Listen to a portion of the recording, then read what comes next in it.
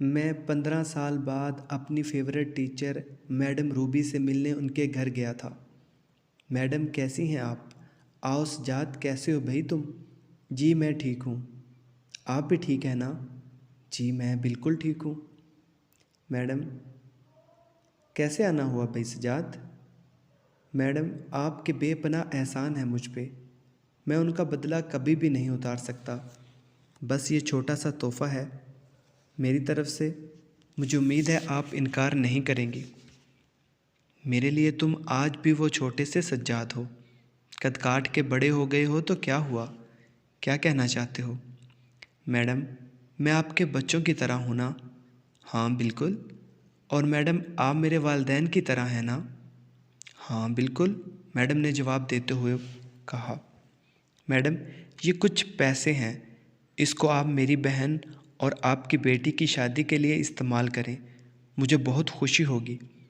Madam बोली नहीं बेटा, बहुत शुक्रिया तुम्हारा, इसकी कोई ज़रूरत नहीं है, मेरी खुशी के लिए रख लें प्लीज़ मैम। मैंने हाथ जोड़ते हुए कहा था। अच्छा बाबा, अब तुम अपनी मैम को शर्मिंदा ना करो, मैं रख लेती हूँ। कितने पैसे हैं ये? मैडम ने पूछा। जी 10 लाख। क्या क्या कहा तुमने? 10 लाख? मगर इतने पैसे क्यों? मैडम मैं चाहता हूँ मेरी बहन की शादी शानदार हो, कोई कमी ना रहे, और मैरिज हॉल और खाना बारात वगैरह का भी मैंने बुक कर लिया है, आपको उसकी टेंशन लेने की भी कोई ज़रूरत नहीं। मैडम की आंखों में आंसू थे।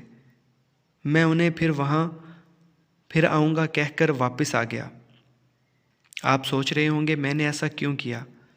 तो दोस्तों मैं आज एक कामयाब बिजनेसमैन हूँ, मगर मैं वो वक्त नहीं भूला जब मैं छोटा सा बच्चा था।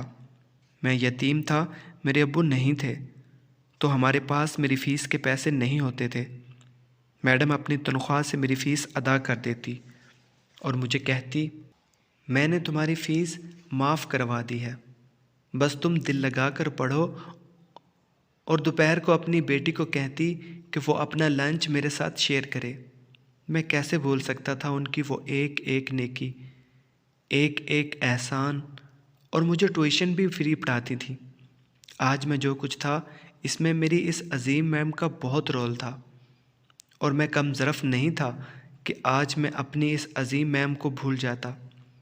वो इंसान कम ज़रफ़ और कमीना होता है जो उन लोगों को भूल जाए जिन्होंने कभी भी उसके साथ अच्छा सलूक किया हो या कभी उसकी मदद की हो। और मैं ना कम ज़रफ़ था और ना कमीना। मैम की बेटी की शादी बड़े शानदार तरीके से हुई थी और मैम बहुत खुश थी, और उनको खुश देखकर मुझे लगता था कि मेरा मकसद आज पूरा हुआ है, कि मेरे मोहसिन आज खुश हैं।